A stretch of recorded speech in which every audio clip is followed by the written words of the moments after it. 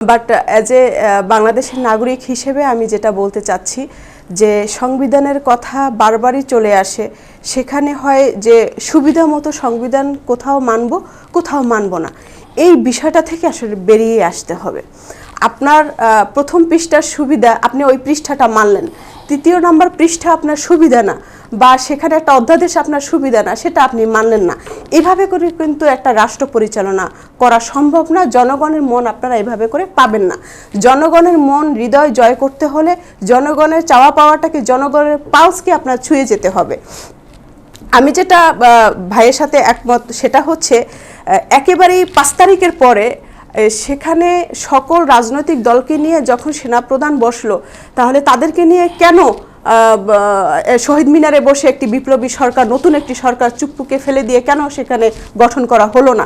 তাহলে তো আজকে চুপ্পুর পারপাস আসতো না। সেই চুপ্পুর অধীনে যেখানে তারা শপথ করেছে, সেই চুপ্পুর অধীনেই আবার নির্বাচন হলো, আবার এই চুপ্পুর অধীনেই তারা এখন বর্তমান সরকার আছে। তাহলে হাসিনার অবৈধ নির্বাচনে অবৈধ এমপি, অবৈধ রাষ্ট্রপতি, তার অধীনেই তো 3টা সরকার পরিচালিত হলো।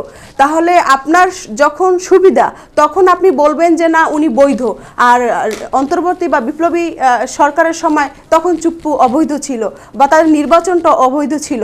এটা আসলে হয় না। এটা মানুষের চোখ এখন অনেক পরিষ্কার, মানুষের হৃদয় পরিষ্কার, মানুষ অনেক সচেতন। সেই জায়গা থেকে আমি বলতে চাচ্ছি, আমার তাদের পক্ষ থেকে আরও ম্যাচিওর কিছু কথাবার্তা আমরা নতুন প্রজন্ম আশা করি। আমরা যারা উদীয়মান রাজনীতিবিদ, আমরা যারা শিখছি, তাদের আচার আচরণ কথাবার্তার মধ্য দিয়েই আমরা কিন্তু নতুন করে গড়ব। আগামী 10 বছর পর, 20 বছর পর, 30 বছর পর এই দেশকে আমরাই নেতৃত্ব দিব। আপনারা যদি এখন সকালে এক কথা বলেন, দুপুরে আর এক কথা, বিকেলে আর এক কথা, তা আমাদের চরিত্রটাও এমন হয়ে যাবে। তাহলে এই দেশের মানুষের ভাগ্যের পরিবর্তন কিন্তু আসলে হবে না।